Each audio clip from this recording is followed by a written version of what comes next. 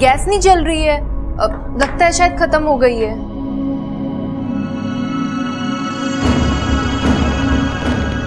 अजीब सी बदबू दीदी आपको आ रही है? ये तो गैस की स्मेल है। लगता है गैस लीक हो रही है।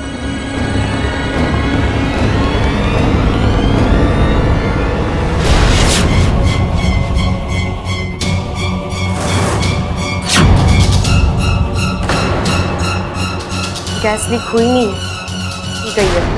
क्या? कुछ नहीं दीदी, आप सिलेंडर बंद कीजिए, मैं दरवाजा खोलाती हूँ। दीदी आप चलिए बाहर, हम सबको कहते हैं फिलहाल रसोई में ना आए, बदबू थोड़ी कम हो जाएगी फिर हम देखेंगे, ठीक है? आप चलिए।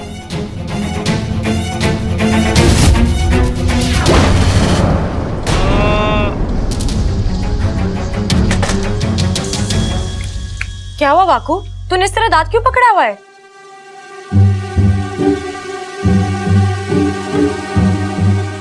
अच्छा, तो मतलब सिलेंडर तूने लीक किया था? हाँ, ममता दीदी को बचाने के लिए। मैंने सोचा सिलेंडर में गैस नहीं होगी तो चूल्हा भी नहीं जलेगा। चूल्हा क्या, पूरा घर जल जाता बेवकूफ। लीक होने की वजह से गैस पूरी रसोई में फैल गई थी। अगर ममता दीदी के हाथ से गैस जल जाता तो? ये तो मैंने सोचा ही नहीं। कभी कभार अपना दिमाग इस्तेमाल कर लिया कर बापू। अगली बार पक्का। अच्छा इच्छा, ये सुबह से जो भी हो रहा है इसकी कुछ वजह? देख, मैं दावे के साथ तो नहीं कह सकती, लेकिन मुझे शक हो रहा है कि ये सब कुछ कोई जानबूझकर कर रहा है। शायद वो बाज। हाँ, जब मैं ममता दीदी के साथ रसोई में थी तो मुझे एक अजीब सी आवाज सुनाई दी, और जब मैंने खिड़की के बाहर देखा तो एक बड़ा सा बाज दिखाई दिया, चलते हुए पंखों वाला बाज। ऐसा कभी होता है क्या? इच्छा, मुझे लगता है तुम्हें भी इंसानों की तरह चश्मा लगवा लेना चाहिए। इच्छाधारी से चश्माधारी बन जाओ। नागिस्तान की पहली चश्माधारी नागिन। अच्छा, तू ना।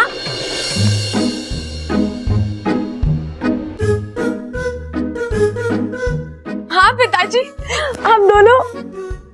कैसे हो आप? अच्छा छोड़िए, ये बताइए आप क्या लेंगे? यहाँ पे दूध बहुत ही बढ़िया वाला मिलता है, गाढ़ा मलाई वाला। क्या लाऊं? कुछ भी नहीं चाहिए बेटा, तुझसे मिल ली ना, सारी भूख प्यास मिट गई हमारी। ये इच्छा भी ना कमाल है, कभी आंखों के सामने होती है और अगले पल गायब हो जाती है। दादी जी ने कहा था उसे मेरे साथ रहने के लिए, पता नहीं कहाँ है। शायद अपने कमरे में हो सकती है। अभी हम किसी और काम से यहाँ आए हैं। तू अभी अभी उस बास के बारे में कुछ बोल रही थी ना? आप उसे जानते हैं? अच्छी तरह। वो बास अगवंश है। वो एक इच्छाधारी बास है, ज्वालामुखी पर्वत पर रहता है, बड़ा शक्तिशाली है। अपनी एक फूंक से बड़े बड़े घरों को जलाने की क्षमता रखता है। मगर वो यहाँ क्यों आया है और इस घर पर क्यों हमला कर रहा है? माँ, उसकी इस घर से क्या दुश्मनी है? दुश्मनी इस घर से नहीं, तुझसे है मेरी सपोली। अगवंश विशालगढ़ वालों का जिगरी दोस्त है। अच्छा, तभी वो। अब मुझे सब समझ में आ रहा है। अब ना तुझे सावधान रहना होगा। बाज वैसे भी हमारे दुश्मन होते हैं, और ये तो बिल्कुल भरोसे के लायक ही नहीं है।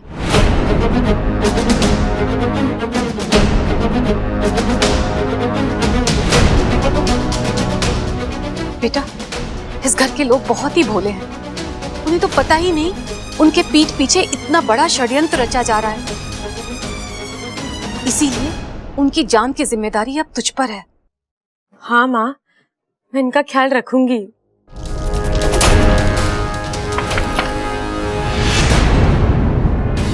माँ, कोई आया है, आप लोग जाइए।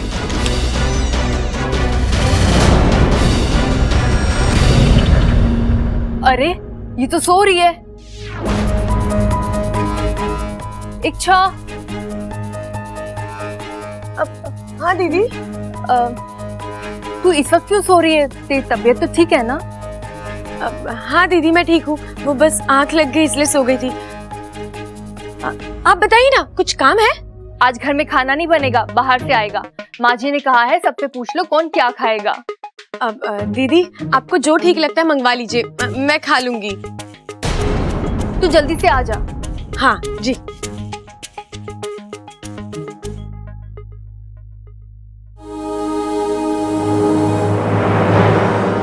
लगता है चले गए। अच्छा हुआ पिताजी ने अगवंश के बारे में बता दिया।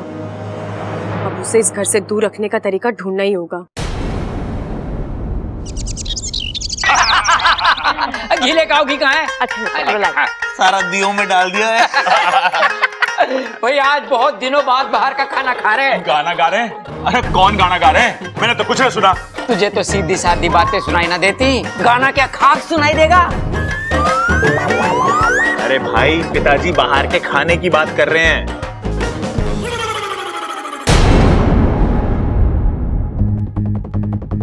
बबल जी, मैं कुछ मदद कर दूं? नहीं, मैं खा लूंगा।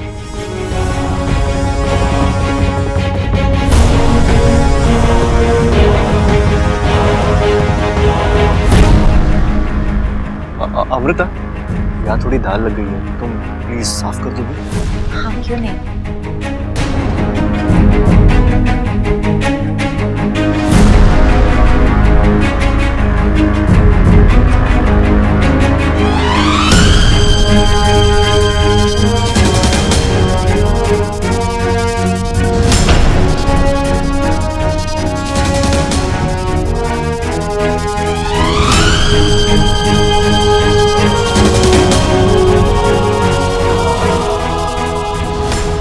Thank you.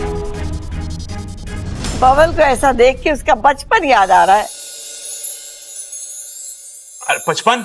अरे बबल 55 का कैसे हो गया?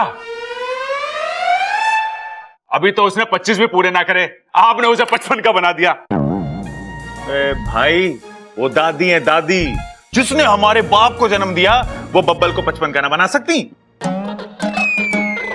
हाँ छोटे, ये तो मैंने सोचा ही ना, लेकिन अगर बबल 55 का हो गया तो हम तो उसके छोटे भाई हो गए ना।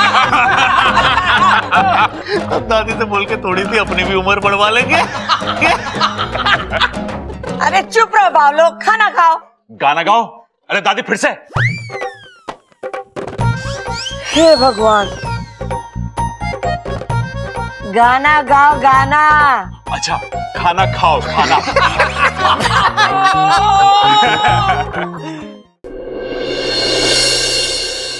ममता, तू क्यों खाना नहीं खा रही है? नहीं दादी जी, मुझे नहीं खाना। क्यों? आज मेरे हाथों से खाना बनना था, वो तो बन नहीं पाया। ऊपर से आपको ये बाहर का खाना खाना पड़ रहा है। लो बताओ, इसमें तेरी क्या गलती है? अब अगर घर में गैस ना खत्म हुई होती तो तू खाना बना ही लेती ना। चल खा। मैं कुछ कहूँ? बोल छोरी, क्या कहना है? दादी, हम सब सुबह से देख रहे हैं, जब जब हम में से कोई आग के पास आया है, कोई ना कोई हादसा हुआ है। हे भगवान, फिर वही बात। अरे अभी तो तुझे दिखाया था ना मोमबत्ती जला के। हाँ दादी, पर फिर भी मुझे कुछ सही नहीं लग रहा। दादी, आप भी कहती है ना कि हमें हमेशा हमारे दिल की सुननी चाहिए, और हमारा दिल कभी हमें गलत सलाह नहीं देता। तो मैं भी वही कर रही हूँ। दादी, मुझे तो लगता है कि अग्निदेव हमसे नाराज है। शायद हमसे कोई गलती हुई है। छोरी, क्या कहना चाहती है तू? मेरी ममता की वजह से अग्निदेव नाराज है? हाँ, ना प्रबल भैया, आप। अरे ना कुछ ना सुनना मुझे।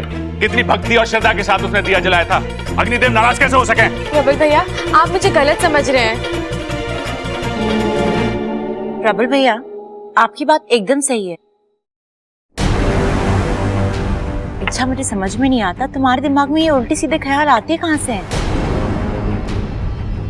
हाँ जी, किसी स्थिति में ऐसी पिछड़ी हुई बातें। सदियां बदली अमृता, लेकिन इंसान और भगवान आज भी वही है। दादी, मुझे तो लगता है हमें कम से कम 2 दिन और आग से दूर रहना चाहिए। दादी अगर इच्छा कह रही है तो सही हो। पप्पू, तू बीच में मत बोल। जो फैसला करना है दादी करेगी। देखिए, मैं तो उन बातों पर विश्वास नहीं करता, लेकिन अगर दादी को सही लगता है तो ठीक है, मैं देखती हूँ मुझे क्या करना है। छोरी तू चल मेरे साथ, इधर आ तो।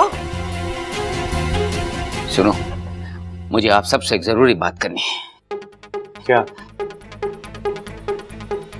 एक बात अभी तक मेरी समझ में नहीं आई कि वो आग लगी तो लगी कैसे और बुझी तो बुझी कैसे।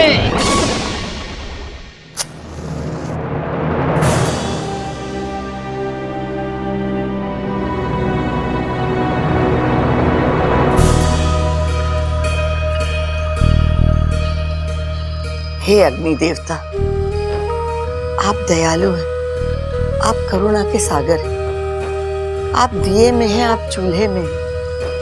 आपके वजह से हमारे घर में रोशनी हुए। मुझसे या मेरे परिवार वालों से जाने अनजाने में कोई भी भूल हुई हो तो प्रभु से क्षमा करना। मैं आपसे वादा करती हूँ कि हर शाम पहले आपके नाम का भोग लगेगा, फिर हम सब खाना खाएंगे।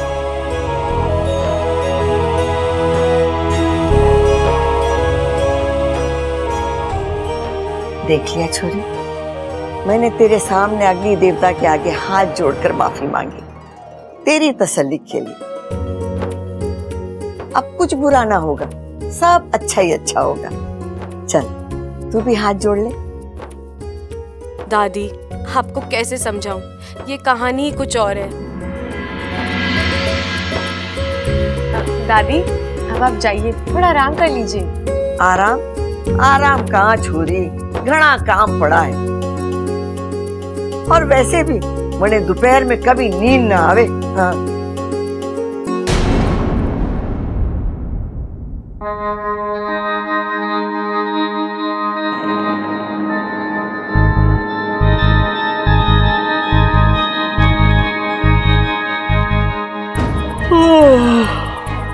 हे भगवान, ये क्या हो रहा है?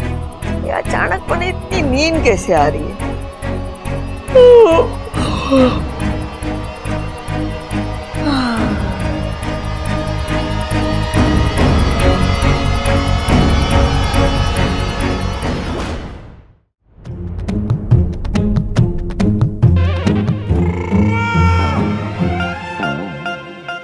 माँ इच्छा को लेकर गई और अभी तक वापस न आई। आखिर बात है तो है क्या? खड़क, इच्छा सही कह रही है। अरे हाँ दादी, ये तो मैं पहले से ही जानता हूँ, इच्छा हमेशा सही कहती है। लेकिन दादी, इच्छा ने कहा क्या था? यही कि अग्नि देवता हम सबसे नाराज हैं। आज उन्होंने हमारी पूजा ना स्वीकार की, अब हमें रोज उनकी पूजा अर्चना करके उन्हें मनाना पड़ेगा, भोग चढ़ाना पड़ेगा। खड़ा, आज तू बाजार जाके अग्नि देवता की प्रतिमा ले आ। और हाँ, आज से 2 दिन तक इस घर में कोई माचिस की तीली भी ना जलावेगा। लेकिन दादी, ये तो अंधविश्वास है ना? अगर इससे हमारा परिवार सुरक्षित रहता है तो मुझे ये अंधविश्वास भी मंजूर है।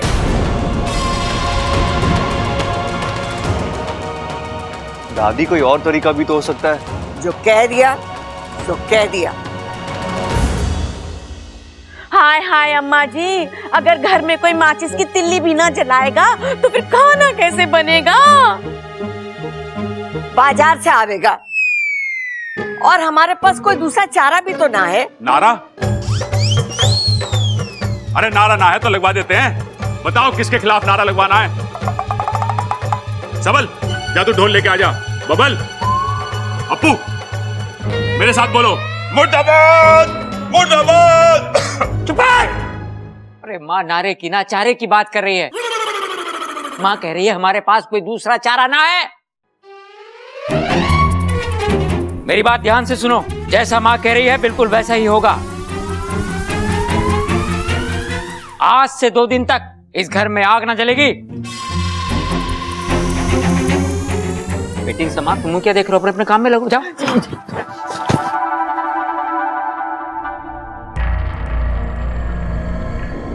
दादी, मुझे माफ करना। इस घर को बचाने के लिए मुझे आपका रूप लेना पड़ा।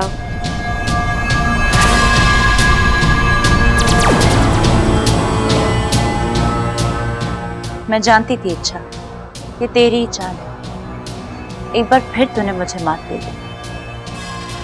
कोई बात नहीं। तू मेरे लिए जितने दरवाजे बंद करे, मैं उतने ही नए दरवाजे खोलूंगी।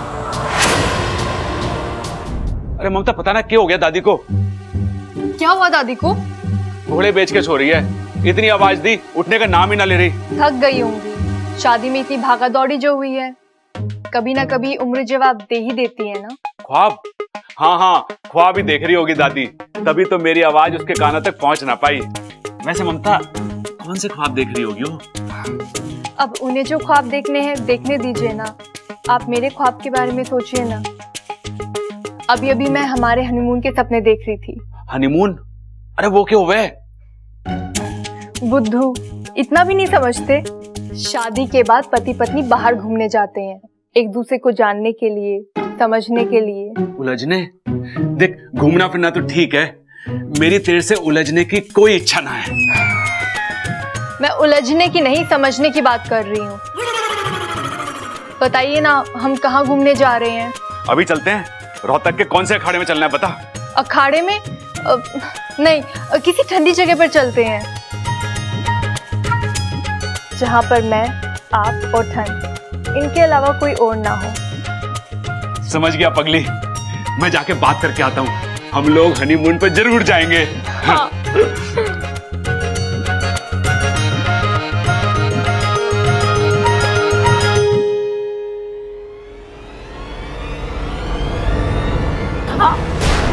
अरे अच्छा, जरा संभल कर। क्या कर रही हो? खाना गिर जाता तो?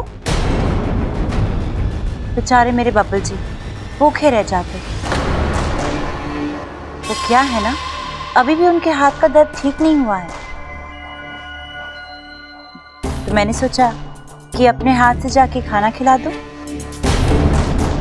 देखा नहीं था तुमने, टेबल पर ठीक से खाना खा भी नहीं पा रहे थे।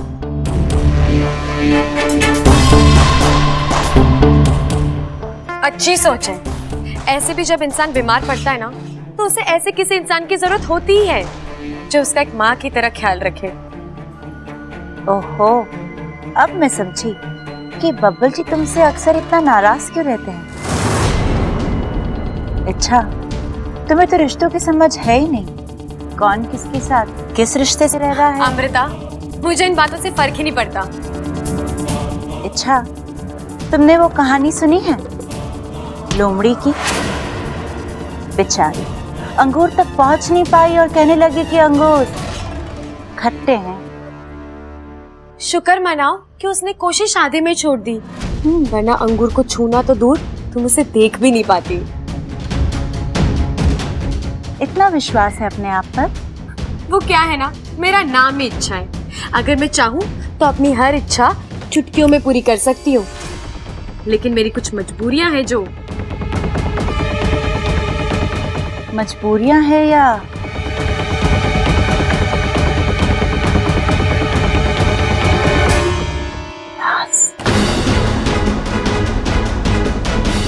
अमृता, ना तो तुम मेरी इतनी अच्छी दोस्त हो और ना ही इतनी अच्छी दुश्मन जो मैं अपनी हर बात तुमसे शेयर करूं। अच्छा, जब तुम ऐसे बात करती हो ना, तो मेरा शक और गहरा हो जाता है। कैसा शक? यही,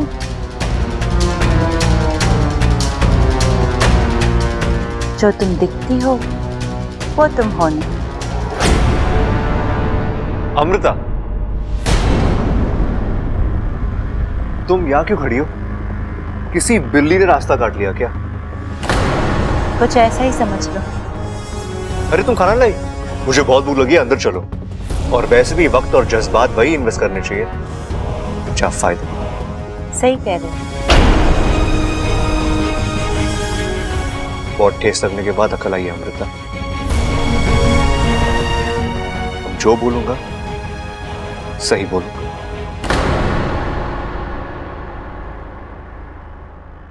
हाय हाय बब्बल बेटा, मेरा एक काम करेगा? जी माँ। ये ले बल्ब, जाके मेरे कमरे में लगा दे। मेरे कमरे का तो बल्ब फ्यूज हो गया है। जी माँ, मैं लगा दूंगा। जी माँ, मैं लगा दूंगा नहीं, अभी चल और बल्ब लगा। वो क्या है ना बेटा, आजकल दिन छोटे हो गए हैं और अंधेरा भी जल्दी हो जाता है। ऐसे में बगैर लाइट के चलना फिरना बहुत मुश्किल हो जाता है।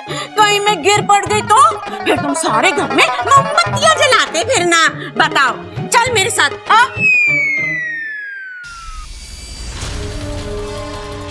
इस पहलवान परिवार को अपने हाथों अपनी ही कब्र खुदवाने का शौक है।